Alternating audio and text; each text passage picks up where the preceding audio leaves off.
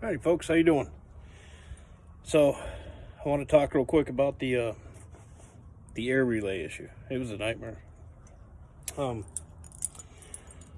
went and picked up the one we had come in that is a zero choke pressure that goes with the new master relay that we finally put in the other night. Now the backstory on this is we come out, we had a job to get to, we couldn't get to it. They couldn't get the trailer to air up. It acted like it was froze up. So originally I was like, what the heck? It's not even cold enough really to be freezing up like that. Then I got underneath the trailer and air was just shooting out the passenger side air relay on the trailer. And I just figured, well, that needed to be replaced. So I proceeded to try to find one. Meantime, we missed our job and everything. Come to find out throughout the whole process, if your air relay is shooting air out and not working, you can't air up your trailer, do not just instantly go to fix that relay. Pull all the service lines off the bottom of it, which are the lines that go to the brake cans. If you have air shooting out any one of those lines, it's not that relay. It is the master relay or a different relay that the air supply is coming from.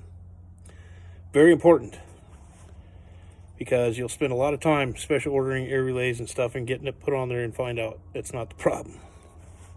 So to test the problem, you want to pull the service lines off and check for air shooting out any of them. And of course on mine, that was the case. So then it took another day to special order the master relay, which is right next to it basically.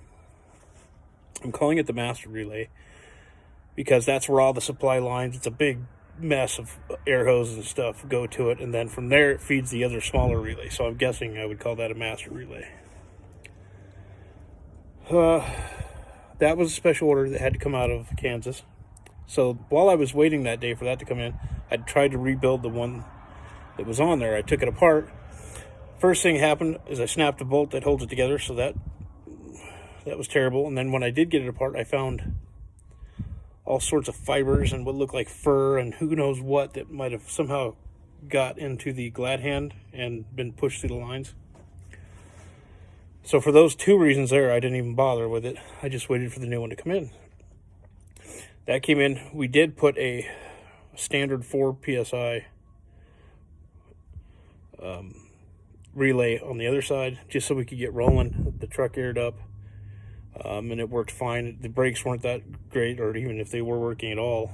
So we were able to get out and get to work yesterday. And then today we just picked up our zero choke pressure relay that's supposed to go next to this on that side. So we're going to replace that one. And everything should be back to normal, perfect. Everything that should be there will be there. And I'll just show you here real quick what I'm talking about.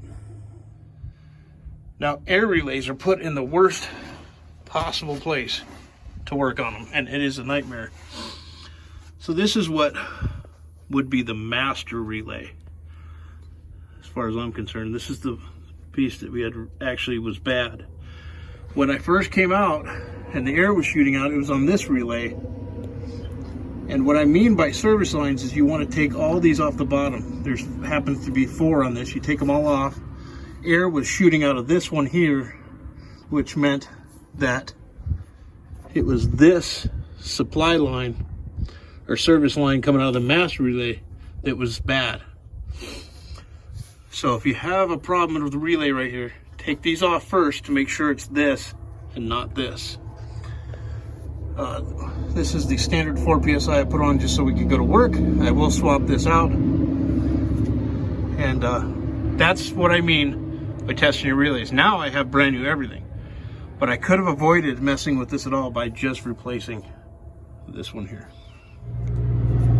Another thing on this huge master relay or whatever, you can see how big and awkward this thing is, especially when you've got all your fittings on it. It is impossible. I do have to replace this fitting here, and that'll tie into what I'm about to tell you. Instead of trying to screw this entire thing in there, you can see that they have two 10mm bolts on this flange right here, and this comes off, because it is a lot easier to just screw this little piece in and then mount this relay to this flange than it is to take this whole thing and try to thread it in there. It's almost impossible. So you always want to look and see if you have a little bolted flange here. Now there is a spring behind here with a little piece that you want to be careful with. But if you have this, it's easier to unbolt this than to try to unscrew the entire thing.